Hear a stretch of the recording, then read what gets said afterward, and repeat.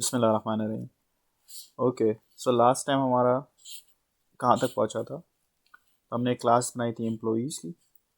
उसमें हमने तो एम्प्लॉइज़ की क्लास में हमने इन्वोक किया था init method.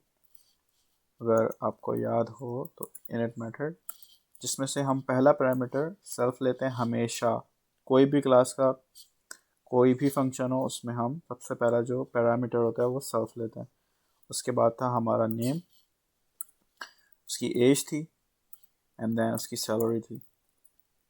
Okay, and there is a colon. फिर हमने क्या किया था, सेल्फ डॉट नेम बराबर था उस नेम के जो कि प्रोवाइड किया यूज़र ने। सेल्फ डॉट एज थी बराबर एज के। सेल्फ डॉट सैलरी बराबर थी उस सैलरी के जो कि यूज़र ने प्रोवाइड की है। इतना फ़र्क याद रखें, ये जो चीज़ है ये वेरिएबल है और ये जो है वो एक्चुअल डेटा होगा जो सेव करेंगे। यानी इसकी वैल्यू हम 4000, इसमें एज में 25, 26 वटेवर, ये नेम होगा स्ट्रिंग ऑफ कोर्स। ओके, तो इस थोड़ी सी इंफॉर्मेशन के साथ भी हम थोड़ा कुछ कर सकते हैं। लेट से हमने एक ईमेल बनानी हो उस नेम से जो कि हमने उससे लिया है, तो हम क्या कर सकते हैं, हम करेंगे कि सेल्फ डॉट ईमेल, एक हमने वेरिएबल बनाया, वो बराबर है किसके, वो बराबर है सेल्फ डॉट नेम, जो भी उसका नाम था। हम कॉन्कैटिनेट करेंगे, हम इसको ऐड कर देंगे एक स्ट्रिंग के साथ, और वो स्ट्रिंग होगा लेट्स @gmail.com। ओके, सो हमने इस तरह से इसकी ईमेल बना दी जो कि इस वेरिएबल को यूज़ करेगी। उसके आगे एक और स्ट्रिंग जुड़ जाएगा जिससे वो एक ईमेल बन जाएगा। लेट्स से हम एक ऑब्जेक्ट बनाते हैं एम्प्लॉय1, वो बराबर है एम्प्लॉय क्लास से। इसमें कुछ पैरामीटर्स जाएंगे, जैसे उसका नेम है माद, उसकी एज 27, उसकी सैलरी लेट्स से $4000, और इस तरह ये एक ऑब्जेक्ट बन गया एम्प्लॉइज़ क्लास का। मुझे अब उसकी ईमेल चाहिए जो कि ये खुद जनरेट करेगा। एवरी टाइम कोई भी ऑब्जेक्ट इस क्लास से बनेगा, उसका ईमेल ऑटो जनरेट हो जाएगा उसके नाम की वजह से। हम उसे एक्सेस कैसे करेंगे, तो प्रिंट स्टेटमेंट को यूज़ करेंगे ताकि वो हमें शो कराए। और शो कराना क्या उसने, emp1 डॉट ईमेल, और जब हम कंट्रोल बी दबाएंगे एग्जीक्यूट करने के लिए, तो ये math@gmail.com आ जाएगा। Easy PG. तो इनिट मेथड तो वो था, एग्जीक्यूट होना था जब भी कोई ऑब्जेक्ट बनना था।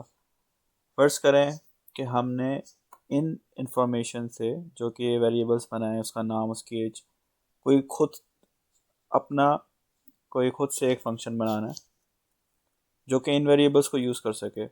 लेट से मुझे एक फंक्शन चाहिए जो कि एक पूरे एक सेंटेंस में बताए कि इस एम्प्लॉई का नाम ये है, what ever his name is, उसका नाम ये है।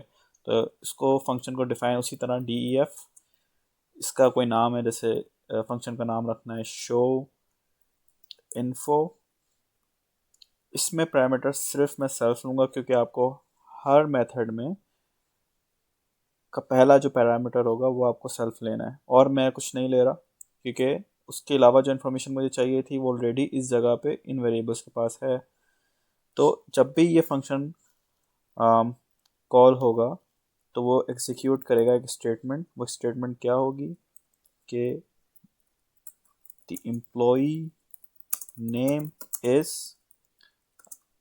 इसके साथ हम ये वेरिएबल जोड़ सकते हैं, कॉपी। तो ये यहाँ पे इस तरह से आ गया। तो अब ये जो एक ऑब्जेक्ट हमने बनाया था, लेट्स से मुझे उस ऑब्जेक्ट से ये वाला फंक्शन कॉल करना है। तो employee1 डॉट शो इन्फो, इसको हम पेरेंथेसिस लगाएंगे कि हम ये बात, पेरेंथेसिस का ये मतलब होता है कि ये जो फंक्शन जो भी हमने लिखा है उसको अभी कॉल करना है। ये फंक्शन हम कॉल करेंगे और वो एग्जीक्यूट हो जाएगा। Control B, the employee name is Hamad. और ये क्यों आया? क्योंकि हमने ये जो मेथड था वो हमने कॉल किया था। अभी तक जो हम इंफॉर्मेशन यूज़ कर रहे हैं वो वाली self dot name. Self dot name वो इन्फॉर्मेशन है जो कि ऑफ कोर्स हमें एक यूज़र ने प्रोवाइड की है। लेट्स से कि कोई ऐसा वेरिएबल हो कि वो सारे ऑब्जेक्ट्स में सेम हो, राइट? यानी अ, जितने भी ऑब्जेक्ट्स बनते रहें लेकिन एक वेरिएबल जिसकी जो वैल्यू है वो सेम रहे, तो वो हम क्लास के अंदर लेकिन फंक्शन से बाहर डिफाइन करेंगे।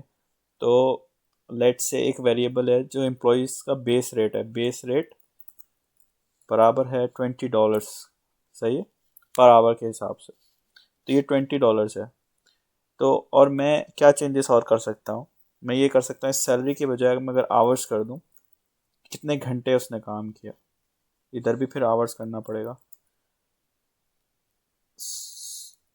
इधर भी। ओके नाउ, तो अब मैंने एक एम्प्लॉई 1 का ऑब्जेक्ट बनाया जिसमें उसका नाम पहला स्ट्रिंग गया, उसकी एज, और यहाँ पे अब जाएंगे आवर्स। लेट्स से उसने एक हफ्ते में काम किया 40 आवर्स। अब अब ये मैंने इसको एग्जीक्यूट कर दिया। अब इस पैरामीटर के पास इंफॉर्मेशन है कि इसने 40 आवर्स काम किया। ओके नाउ, अब मैं जो ये क्लास वेरिएबल है इसको कैसे यूज़ कर सकते हैं? वो मैं ऐसे यूज़ कर सकते हैं कि एक फंक्शन बनाया जो कि कैलकुलेट करेगा इनकी सैलरी। तो कैलकुलेट सैलरी, उसको डिफाइन किया। अगेन सेल्फ पहला पैरामीटर जाएगा, मुझे और कुछ नहीं चाहिए क्योंकि मेरे पास इसके अलावा सारी इन्फॉर्मेशन है। ये सिंपली रिटर्न करेगा हमें एक इन्फॉर्मेशन, उसकी सैलरी को कैलकुलेट। और सैलरी कैसे कैलकुलेट होगी? उसने जितने घंटे काम किया, और वो घंटे किधर है हमारे पास? सेल्फ डॉट आवर्स में ऑलरेडी सेव है। वो मल्टीप्लाई होंगे बेस रेट के साथ। बेस रेट जो कि यहाँ पे डिफाइन हुआ है $20। तो बेस रेट ये हमने कर दिया। बट याद रहे कि यहाँ पे भी हमने या तो सेल्फ लगाना है या फिर ये क्लास मेंशन करनी होगी एम्प्लॉई से, employees dot, but self bye convention ये ज़्यादा बेहतर है, सेल्फ डॉट बेस रेट। तो ये रिटर्न हो जाएगा। नाउ मैंने ये एम्प्लॉई 1 को एम्प्लॉयज़ क्लास के साथ ये सारी इन्फॉर्मेशन के साथ डिफाइन कर दिया। नाउ अब मुझे एम्प्लॉई 1 की जो है सैलरी कैलकुलेट करनी है, क्योंकि आवर्स ऑलरेडी जा चुके हैं और बेस रेट हमें पता है। तो ये सिंपली हमें सिर्फ कैलकुलेट सैलरी वाला जो मेथड है वो कॉल करना है। तो हम कैसे करेंगे? अगेन एम्प्लॉई 1 जो कि ऑलरेडी एक ऑब्जेक्ट बन चुका है एम्प्लॉयज़ का, उसका मेथड कॉल करेंगे डॉट के साथ कैलकुलेट सैलरी, और हम पेरेंथीसिस लगा देंगे कि ये मेथड हम कॉल कर रहे हैं। अच्छा, अब ये चीज़ रिटर्न करेगा तो हमें शो नहीं होगी। शो करने के लिए हमें प्रिंट का स्टेटमेंट यूज़ करना है। प्रिंट यहाँ से यहाँ तक जैसे एग्जीक्यूट होगा ये पता लगेगा कि $800 जो हैं इसके टोटल सैलरी बनी है। तो इस इसका मकसद क्या हुआ? जो ये हमने क्लास वेरिएबल यूज़ किया है, हमने इसके अंदर क्यों नहीं डाला? हमने यहाँ पे क्लास के अंदर डाला लेकिन फंक्शन के अंदर, किसी भी फंक्शन के अंदर नहीं डाला। उसकी वजह यह है कि ये हर ऑब्जेक्ट के साथ सेम रहेगा। लेट्स से एम्प्लॉई नंबर 2 में एक डिफाइन कर रहा हूँ, EMP2, और ये एम्प्लॉय क्लास में बिलोंग कर रहा है। इसका नाम सलान है, इसकी एज 26 है, और इसने घंटे काम किया है 36। नाउ 36 आवर्स तो वो होंगे जो उसने काम किया, बट एक चीज़ सेम रहेगी। जब ये फंक्शन जो ये मेथड है कॉल होगा तो उसमें जो बेस रेट है वो एग्जैक्टली उसका भी सेम रहेगा, क्योंकि ये दोनों एम्प्लॉयज़ हैं और एम्प्लॉयज़ सबका जो रेट होगा वहाँ पे सेम होना है। तो अब लेट्स से कि अब मैं प्रिंट स्टेटमेंट यूज़ करता हूँ, print EMP2 dot calculate salary, उसको फंक्शन को कॉल करें, एंड ये दो अलग अलग हमारे पास वैल्यूज़ आ गई। बहुत सिंपल है, कोई मुश्किल नहीं है। ये फ़र्क है इंस्टेंस वेरिएबल में, जो कि हर ऑब्जेक्ट के साथ चेंज होगी। यानी हर ऑब्जेक्ट का एक नाम होगा, वो उस ऑब्जेक्ट का जो नाम है वो इंस्टेंट वेरिएबल कहलाता है। और वो हर ऑब्जेक्ट के साथ चेंज होगा। मेरा नाम कुछ है तो कि एक और ऑब्जेक्ट बनेगा उसका कुछ होगा, लेकिन जो ये क्लास वेरिएबल है ये सेम रहेगी। तो क्लास वेरिएबल हमें हमारा कवर हो गया, और इंस्टेंट वेरिएबल कवर हो गया, हमारे मेथड्स कवर हो गए कि हम ये मेथड्स को यूज़ कर सकते हैं। That's good. ओके, ये क्लास नंबर 2 जो है हमारी, इससे पहले ख़त्म हो, एक अगर मैं प्रिंट स्टेटमेंट को यूज़ करता हूँ और डायरेक्टली इसमें डालता हूँ एम्प्लॉय का ऑब्जेक्ट, तो व्हाट डू यू एक्सपेक्ट कि इसमें क्या रिजल्ट आना चाहिए? तो ये एक आएगा कि ये जो ऑब्जेक्ट है वो एम्प्लॉयज़ क्लास पे बिलोंग करता है और ये इस मेमोरी लोकेशन पे सेव है, but it's not human readable, right? ये हम नहीं पढ़ सकते। तो उसको आसान के ह्यूमन रीडेबल हो जाए उसके लिए एक फंक्शन, स्पेशल फंक्शन यूज़ होता है।